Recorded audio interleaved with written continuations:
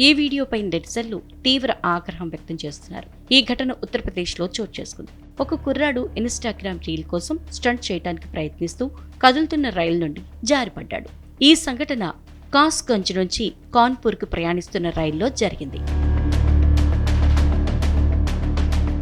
ఓ కుర్రాడు రీల్ చేయాలనుకున్నాడు. అందుకోసం వేగంగా దూసుకెళ్తున్న రైలు కిటికీ కడ్డీలను పట్టుకుని బయటికి వేళ్లాడుతూ ఉన్నాడు. రైలు వేగం మరింత పెరగడంతో అతను కింద పడిపోయే పరిస్థితి వచ్చింది. కొద్దిసేపట్లో పడిపోతాడు అనే టైంలో ఎవరో అత్యవసర చైన్ లాగినట్లున్నారు. ట్రైన్ కాస్త స్లో అయింది. దీంతో ఆ కుర్రాడు పక్కకి దూకే ప్రయత్నంలో కింద పడిపోయాడు.